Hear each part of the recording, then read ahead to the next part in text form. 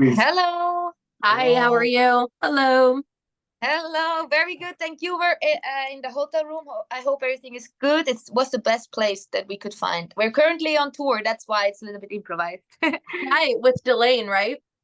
Yeah, Yeah. exactly. Yes. Awesome. Awesome. Oh my gosh, you guys are busy. Busy bees. Yes. So did you already start, or is it starting tomorrow? Actually, we're like over half already. Sadly, yeah. Oh, Sadly. okay. Sadly. Yeah. Yeah, it's going great. We only have like 5 more shows left. It was a short one anyway, like 12 shows. We are in Oh my goodness. Milan. Milano Tomorrow, is up Milano, next. Switzerland. Yeah. Oh my goodness. Oh, busy, busy. Well, so you guys are both also a part of Eluveitie. I'm trying to say that pronounce that correctly. But what made you guys decide to start this other project that was a full-time project as well when you're already so busy? Well, we met at school and Yeah. the side look like and I don't know, it was just kind of time for some kind of creative output that we needed. We both joined Eluveitie, which was a already done and shaped world we're in, which I love about it. But I think at some point it was kind of time for us to discover new waters. She can say She that. joined Eluveitie because of me, and then she wanted to give her thanks in giving me a creative outlet. Oh, that makes sense. That makes sense. And you guys clearly get along very well, or else I will get him for this after this interview. Yeah, gonna hit him. Oh, well, I love it. I think that's really neat. So this is your second album. The first one came out during COVID. Did you have to, I know you guys started in 2019, but for the recording process of the first album, did you record pre-COVID or during COVID? It was pre-COVID, actually. Okay. I think the recordings Really? that the last recordings were done in March. I remember this February, March, and then was the lockdown. Oh. Yeah. So it was mixed during already lockdown times. Okay. And because we did everything do it yourself, we could have maybe postponed it, but it was with the crowdfunding, and we also just wanted to get it out. Everything was kind of planned. So we decided to stick with the plan, and we released it in May. So it was really during all this unknown years, like unknown future, kind of. We all didn't know what will evolve and so on. So we were in a way maybe a little bit unlucky, especially touring wise. I think it gave us some cool opportunities though. For example, we did a live stream in the end where everybody from all over the world could join for the release. Yeah. So I think after all, this was a positive thing. I mean, otherwise people from the US could have never come to our show. I mean, unless they would fly, but I mean, that's maybe a little bit But crazy. now. All right, now then. Coming to the US, actually. Yay. Until now. Yeah. Yes. Yeah, because you guys are heading over here at the last leg of it. Yep. Yeah. We're coming. We're coming for you, US folks. Yeah. And it's gonna... Unfortunately, you guys are just skirting right around where I'm at. We're about 9 hours away is the closest place. I was like, oh man. Oh man, that's a pity. And we have to come back like even sooner, or just, you know. Yes, I agree. So I'm assuming then with the Another Side of You album that's coming out next month, the recording process probably wasn't much different then, since you were able to record before everything locked down. Actually, maybe the actual recording process stayed similar in a way. I mean, no, actually different people were also involved, but I think what was the biggest difference is how the whole album was created, like the time frame. We're talking for this Another Side of You album, we're talking two years kind of. It's all spread out with a more intense working time by the end before the deadline. But Elegy, Hymn, even Enemy, they were recorded I don't know, 2 years ago, without having a proper vision of how. Atlantis, sorry. You plan to what? Yeah, so it was not really like a proper vision, like we will now do. Yes, we heard it. Like that it will be a full-length album, but then with the negotiations with Napalm, fixing the release date and so on, it was more clear. And then of course in the end we had a more intense working time where the rest of the songs were created and then also recorded all together, the rest of it. Yeah. Right. Yeah, it's a beautiful album. My favorites I have found is Cyclone and Hummingbird. Tell me about those songs. Oh wow. Hummingbird makes Hummingbird. me sad. It seems Oh, like it's a song about death. yeah, it is. Yeah. Yeah, it Or is. loss, yeah. Or loss. Yeah, yeah. And And and loss. Yeah, I mean, loss doesn't Yeah, necessarily mean death. You can lose people to a lot of different things. that's true. yeah, That's true. Mhm. Exactly. Yeah. So Hummingbird, I think, was one of the last songs that were created overall. It was not even planned to have something like that on the album. As I mentioned before, we were like having this little bit more intense working session in the end of the, like before the actual album recordings, of the rest of the songs. So we were in the mountains all together, and yeah, there it kind of started. I came up with this humming motif, let's say melody, with the first part, and then it's kind of like a classic Jonas working ping mode, pong, yeah. this ping pong. So I showed it, and then he starts hearing stuff. It sounds weird, but yeah. And I start seeing people, you know. Yeah. But to me, Music does that though, right? yeah, Mm. it did. I mean, to me, this song was cool to write it because even before the lyrics were written for it, you could feel that it could be some kind of a, you know, like a lamentation or some kind of like a, even like how do you know these mourning songs when people would mourn their like fallen heroes or people that fell through in the war. So to me, it had this kind of thing, but at the same time, we had this image of this hummingbird because it's such a delicate, you know, it's a delicate creature in a way, and I felt that given the heavy overall vibe of the song, it should have like this ending that makes it really heavy, because if it's emotional, or you can, I was picturing like this, you know, the hummingbird, but then later on like having this huge, whatever you want it to be, but like a huge creature that doesn't attack you but like passes you by and then like disappears in the on the horizon at some point. But that's what that whole second part like looked to me at, in kind of and I think if you talk about grief and loss, I think that second part is just that in the end, it's you know, it's that repeating thing, and it takes time to heal loss, and it's just heavy. In the end, it's just we all have to deal with that in life, and it's one of the very few things everybody has to deal with. And it's just a heavy thing. It's not an easy thing to deal with for no one. So I wanted to make that repetitious and really, like, you know, heavy, not brutal or aggressive, but just very, Yeah, you know, emotionally heavy. Yeah. I love the contrast of the really heavy guitars and the air it leaves for fun. Have the high voice, you know, soaring through the thing. I think that's cool.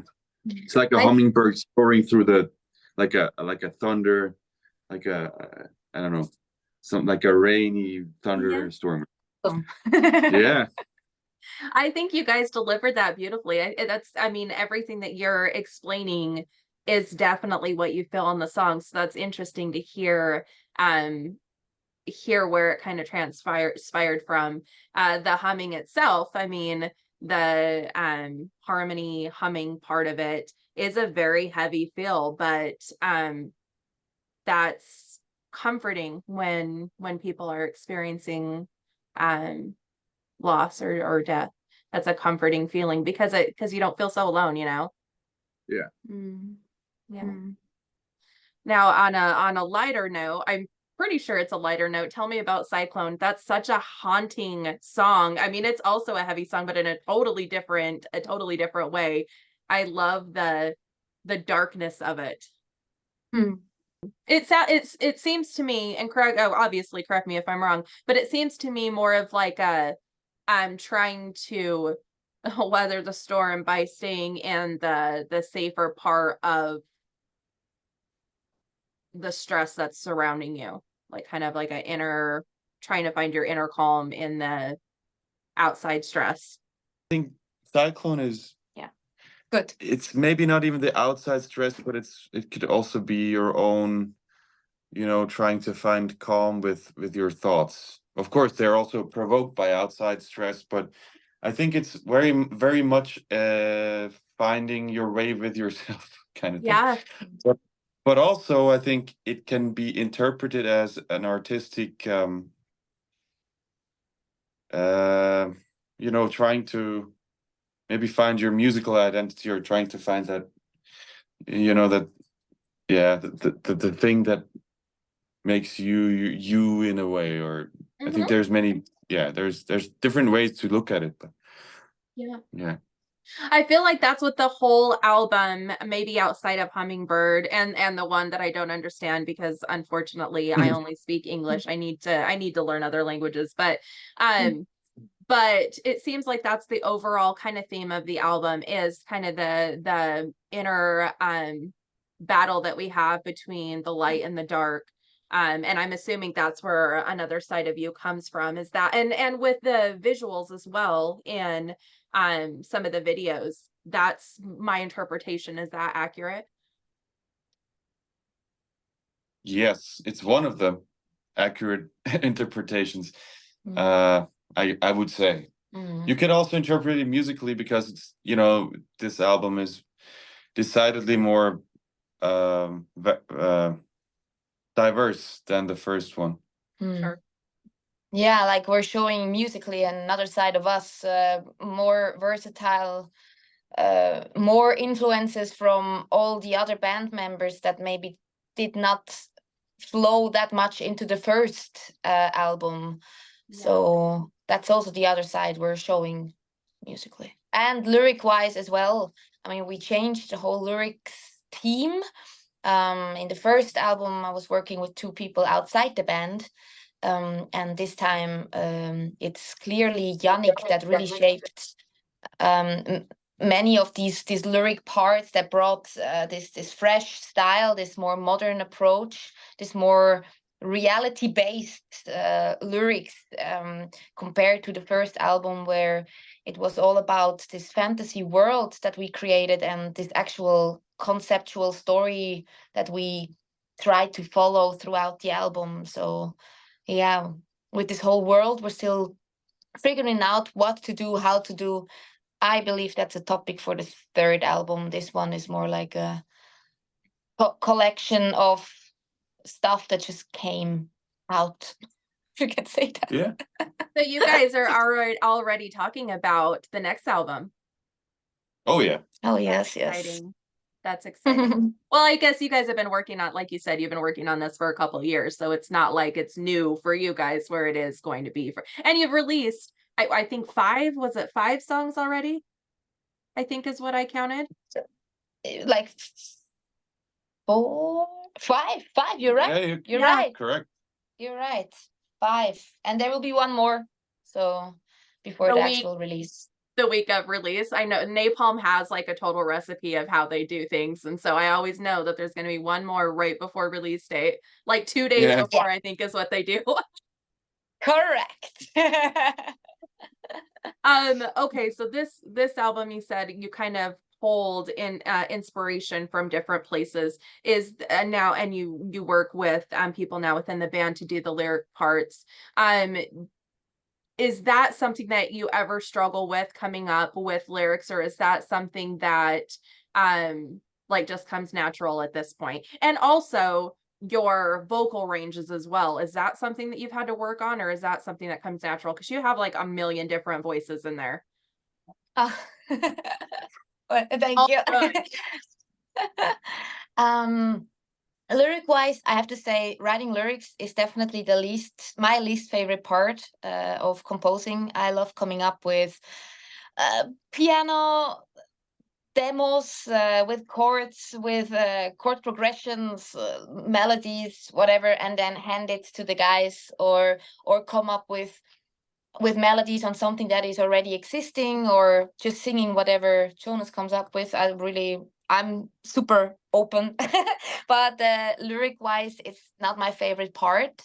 What happened now, but often now in the past and also on this album, is that sometimes when I compose, I sing weird words that don't make sense, but then it kind of just hits me, and I'm like, hey, I want this there. For example, hummingbird, I just knew I want morning sun there where it is placed now, and then it already gives this whole mood to the song, or it gives a picture to the song. Or with rice, it was like, I want rice there, and then we formed the whole lyrics of the whole song about rice. Riptide the same. Also there, it was like, let it needs to be in the beginning of the chorus, or enemy, like, how can I, like, and then blah blah blah blah, how can I blah blah blah. I just knew I want this. And then Yannick, he is just a brilliant lyricist, and he can really go into either create his own everything, or when I have some inputs for him, he really can shape all the lyrics around it. And this makes it really cool to work with him together. For example, also in Enemy, I was like, I want these shin words. I mean, it's a stupid input maybe, but now we have tension and attention and all these sanctions, and I think it fits so well into the song. But I could have not given these specific words to it, and thanks to him, we could work on this idea and actually have it now written on paper and sung in the song. So that's cool.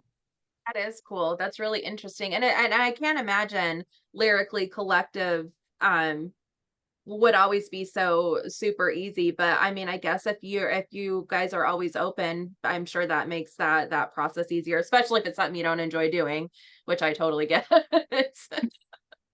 And then vocally,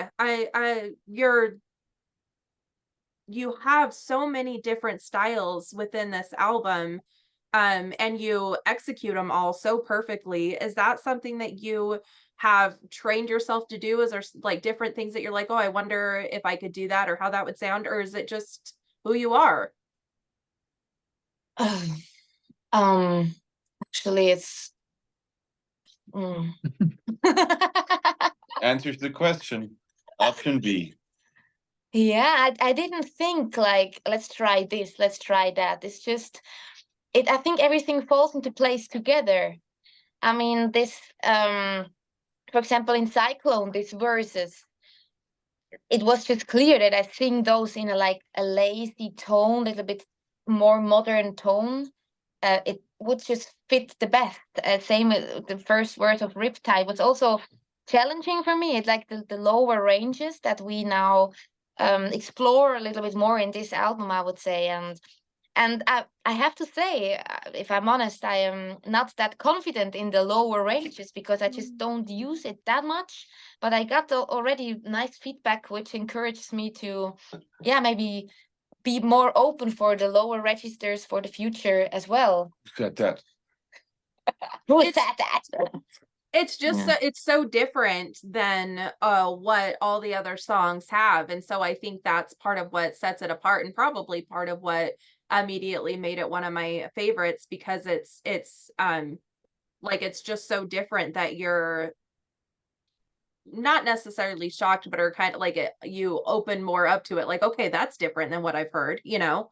And you do it beautifully. So definitely don't be nervous about exploring that in the future. It's an incredible song. The whole album's incredible though. You have some, badass guitar solos in there and some heavy breakdowns and some very uh melodic soundscapes that are almost like video game-esque or like a movie or TV show type of like it has everything. It's such a cool album. Thank you. Thank you. Yeah. That's great to hear. Do you guys have somebody right after this? Yes, Okay. but it's fine. It's at 8, like, yeah, so it's fine. We have 8 minutes. Okay. Yeah, I figured. I was like, you guys are probably busy on top of busy when you're already on tour. The one question I really like to ask everybody, because I think it's a really important question, what are some things that you guys do for self-care to keep yourselves sane, especially because you're both so busy? What are some things that help you kind of stay on top of your mental health? I mean, I can speak for myself. I think what I'm really working on this year is to be more structured, to have everything more in order, and then this leads to being on top of things, which stops making you feel like you're running behind, which is very draining. So this is now what I'm really working on. Also, when I will come home from tour and so on, just having everything in order. I think this will help me a lot to calm down, feel more relaxed, and also then allowing myself to take breaks and not thinking about, oh God, I should do this and I need to do this, and then everything is too much. So this is my first step, and otherwise it's just, yeah, I love watching movies, going for walks, classic normal things, eating good food, having good company. Yeah. How about you? I love going for runs. It just helps me like moving my body next to load-ins and load-outs and stage time. It just like just being out there somewhere, maybe even, if you're lucky, the venue you're playing is maybe next to some nice green spot or something, or even it can be something. It could even be a cemetery, or it could be a park, or like a riverbank, whatever it is. But I just like to move, to run. It helps me, I don't know, get some good breathing going. It helps me clear my mind. I also I've started realizing that while I'm running, I get like really creative. So usually when I'm done, I'm like, oh, I need to write this down. It might be like some kind of stage production idea, or a song, or a song that's that appeared in my head or something. So I really like to do that. I also love to listen to my favorite music while I'm running, and I always play like air guitar. Probably looks stupid as fuck, but it's just really fun. Because in that way I'm still like this 14-year-old kid. I've always been a nerd. I always had my heroes, still have them. I'm still a huge fanboy of so many bands. I'll still love going to concerts. But apart from that, I take quite a few. I try to take quite good care of my apartment at home. It's super simple, but I think when you're on the road a lot, it's really nice to have your own little castle to come home to. And it's like, it's nice, it's working, it's just, yeah, it makes you feel comfortable and gives you it's just your own little castle. And so yeah, and I really value the friendships I have at home. I value family a lot. And also, like, I think that's one of the great luxuries you have when you get to travel the world playing music, is that you actually meet people around, like not in your hometown only, but maybe somewhere in, I don't know, Finland, or somewhere on this planet. And that, yeah, and you form strong bonds, you know, these strong friendships. That's just a beautiful thing. And yeah, I agree. I would say those are my pillars. Yeah. I love both of them. One last super quick question. When you are listening to your favorite bands as you're running, what are those? What are you listening to? Backstreet Boys. Of course. You definitely seem like a Backstreet Boys guy.